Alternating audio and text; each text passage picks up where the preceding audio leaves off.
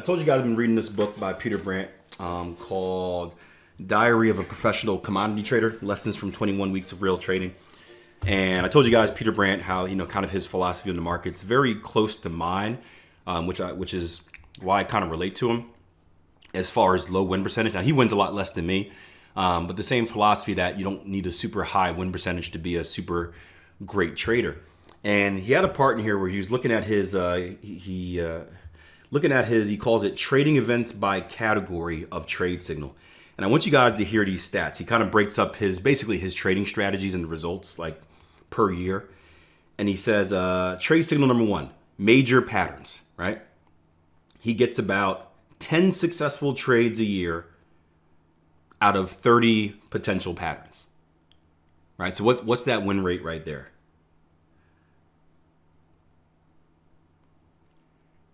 Right? Then he has major patterns. He has different categories. Major patterns, blah, blah, blah, something else. He has about 10 successful, his goal is to get 10 successful trades out of 20 potential setups. Another one is 10 out of 15. Another one is 1.5 out of every 20, like 1.5 that he recognizes. Out of every 20 that he recognizes, only 1.5 will actually give him a trading opportunity.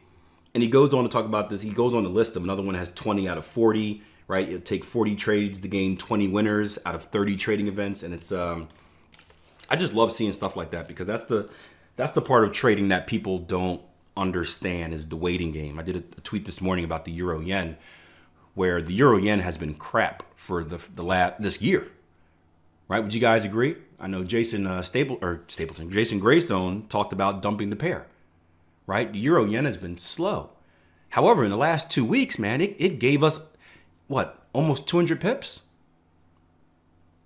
Obviously, different traders trade different things, but I know me personally, I got almost about 200 pips out of the euro yen in the last 2 weeks.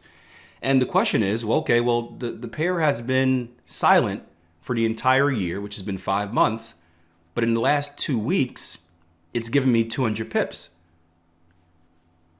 Is it worth it?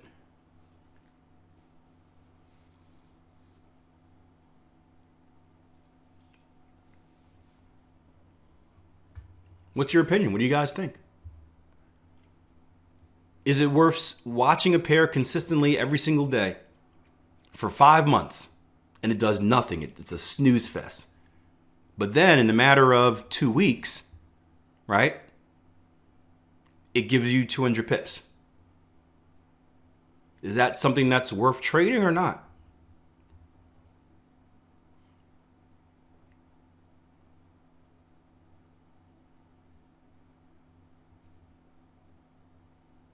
You see, and it's tricky, right? Because, I think this is, I don't think, this is the game that the market does. Again, the market's job, people may not believe this. I got a comment on YouTube disagreeing, but I believe that the market's job is to hurt as many traders as possible. I also read that in the book and it sounds cool, right? But the market wants to punish underexperienced traders. And the market knows that underexperienced traders typically have more of a gambling mindset where they require action.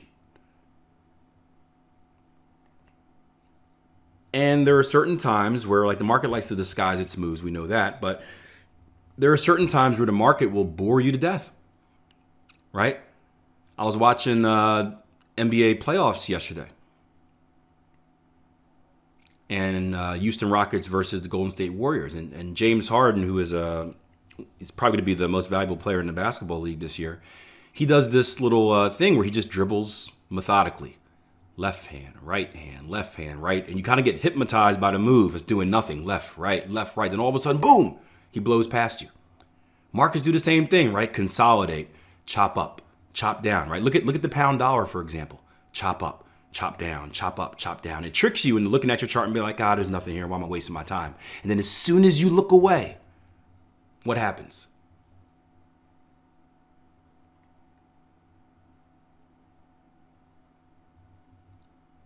It gives you an opportunity or opportunities.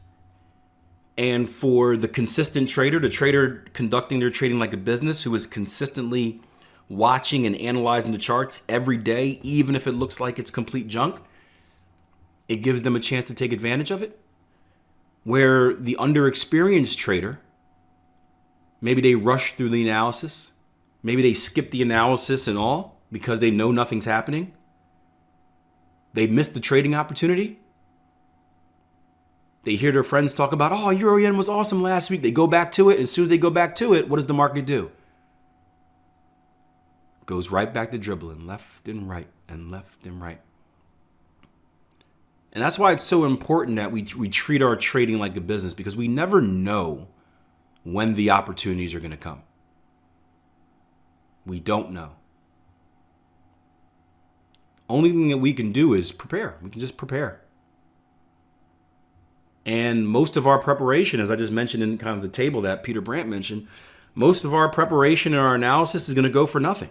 We're going to do all this analysis for what seems like no reason. Don't you hate that? You draw out all this stuff and then the market goes the exact opposite direction. Like, okay, that was pointless. Wasted an hour of my life yesterday. You'll do that 20 times.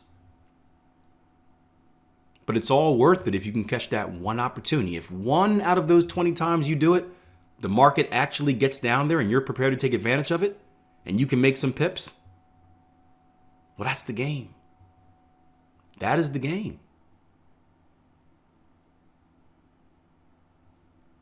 Trading isn't what we all thought it was coming into things, man. It's trading. Good trading is boring. That's what they say. You know, you don't believe it till you get into it, but good trading is boring.